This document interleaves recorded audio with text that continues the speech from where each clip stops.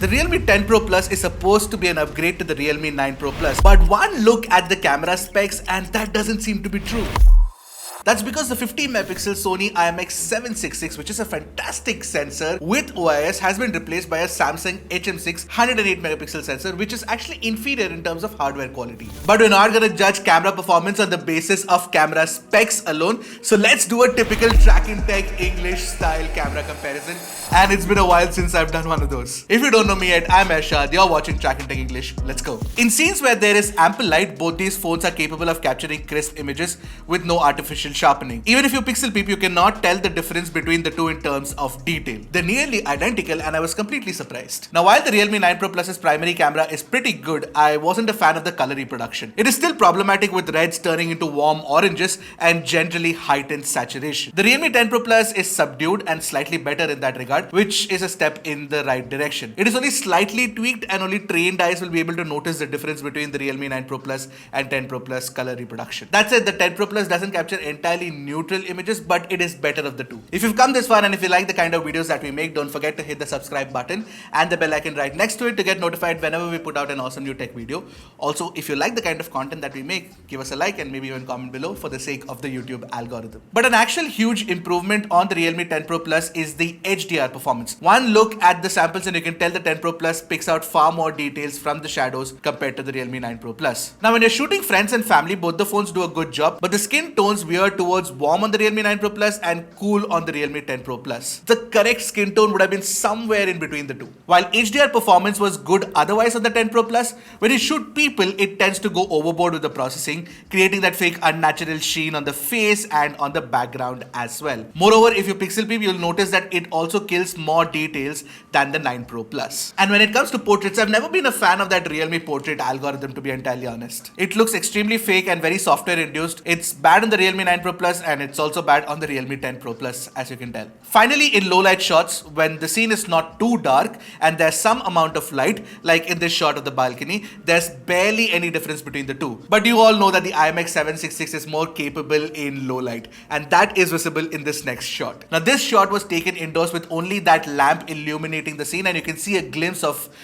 what the Realme 9 Pro Plus is capable of. The shadow information is much better revealed and the details are slightly sharper too. And when it starts getting even darker, the difference is immediately apparent. You can see far more details in the shadows and the noise is better under control around the corners too on the Realme 9 Pro Plus's image. The 10 Pro Plus cannot match up. And it's also true for the last image, which you can take a look at it for yourself.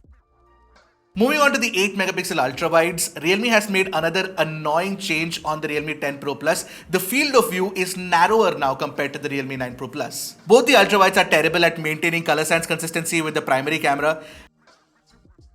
Details are nearly par though, but not that great either. Of course, these are not very proficient cameras. In HDR, the details are softer around the shadow region of the 10 Pro Plus. The 9 Pro Plus is slightly more technically efficient. And again, the technical inefficiencies of the new 8 megapixel ultrawide on the 10 Pro Plus comes to the fore when you look at the corners of this low light shot where there is a lot of noise. Overall, I feel that the 9 Pro Plus's ultrawide is slightly more capable and that wider field of view does help when you're shooting ultrawide angle shots. Now, talking about that 2 megapixel macro camera, I don't even see the reason why it should exist, but it does, and both of these take similar looking pictures.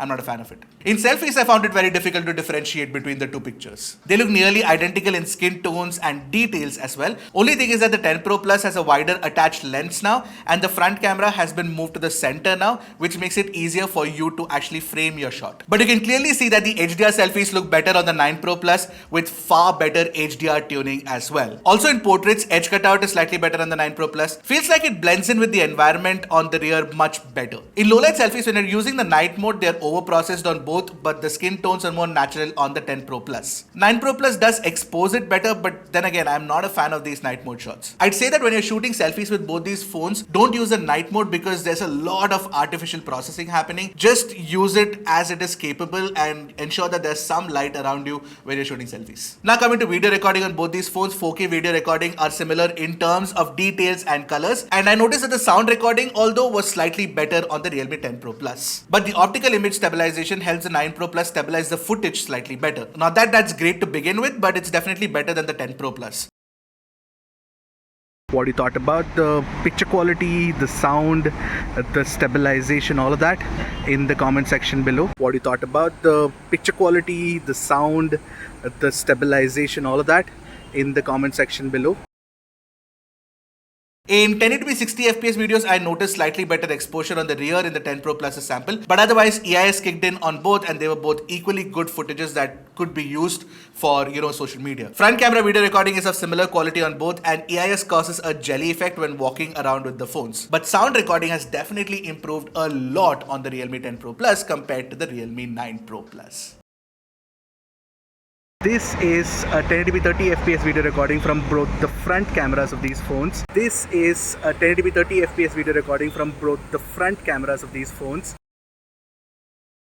So when you look at the complete picture, no pun intended, the 10 Pro Plus does make some right changes. For example, the HDR performance is better and the color sense is slightly more tuned to neutral and slightly better compared to the oversaturated look of the 9 Pro Plus. But at the same time, the quality of the low light performance is not as good as the Sony IMX766 inside the 9 Pro Plus, and the ultra-wide angle camera's quality has been nerfed as well. Now between the two, if somebody were to ask me which is a better camera phone, I'd still side with the 9 Pro Plus for being more technically proficient, which the 10 Pro Plus sort of takes a backseat on. One thing's for sure though, the 10 Pro Plus is definitely not an upgrade in terms of camera performance compared to the 9 Pro Plus. It's more of a side grade more than anything else. So what do you guys think of the comparison? What do you guys think of the camera performance of the 10 Pro Plus? Let me know in the comment section below. Until next time, this is Ashad signing off. Keep tracking and stay safe.